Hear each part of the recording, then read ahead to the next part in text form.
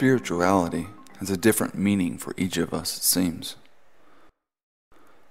A standard definition would be a sense of meaning and purpose, a sense of self, and of a relationship with that which is greater than self. Currently, religion and mysticism seem to have the monopoly on spirituality. Theistic religion often regards a relationship with God or divine creator as a spiritual relationship,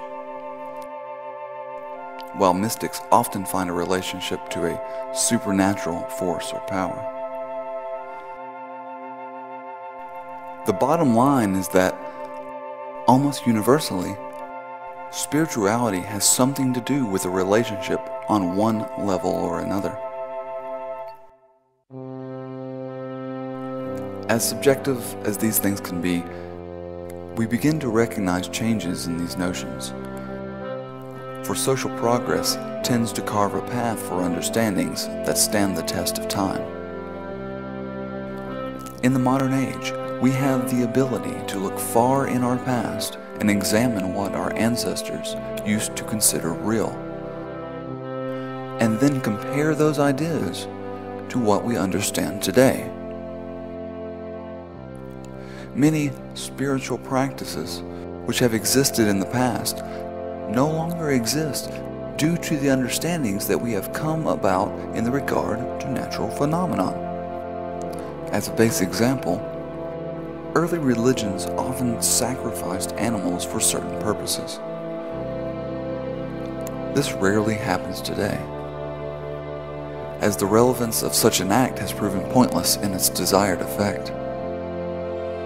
Likewise, rarely do people perform rain dances in order to influence the weather. Today, we understand how weather patterns are created, and ritual practices have no provable effect.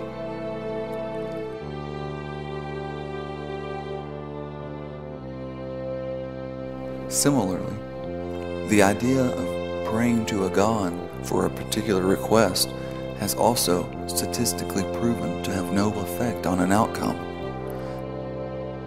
Not to mention the evidence to support a personified creator doesn't exist in any scientific way. Rather, it is often derived from ancient historical, literary speculation and tradition.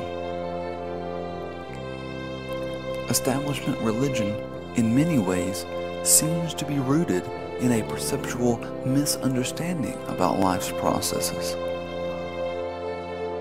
For instance, it presents a worldview which often puts humans on a different level from other elements of nature.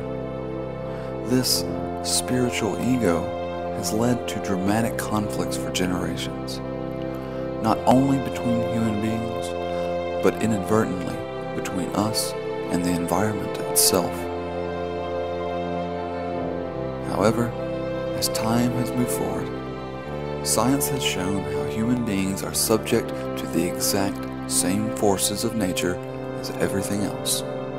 We have learned that we all share the same atomic substructure as trees, birds, and all other forms of life. We have learned that we cannot live without nature's elements.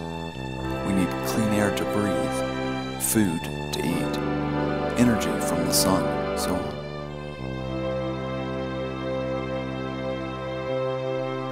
When we understand this symbiotic relationship of life, we begin to see that as far as relationships are concerned,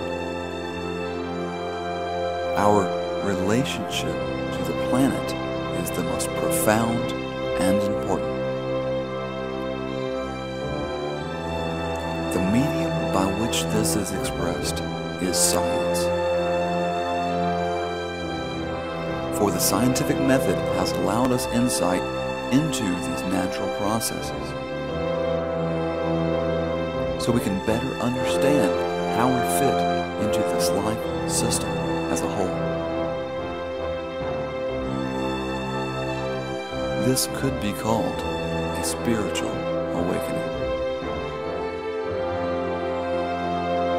This realization, which has been proven by science, is that humans are no different from any other form of nature.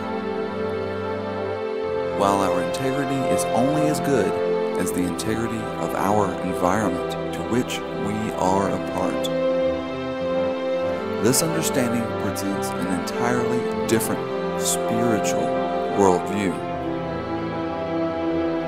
for it forces the idea of interdependence and connection at its core. The interconnection of the whole of life is undeniable in the most basic sense, and it is this perpetual relationship of total interconnectivity that is not fully realized by society overall. Thus, our modes of conduct and perception are largely out of line with nature itself, and hence destructive.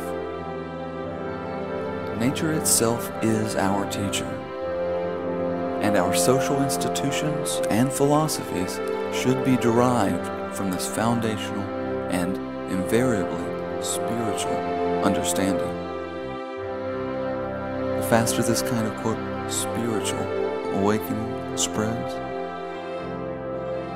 the more sane, peaceful, and productive society will become.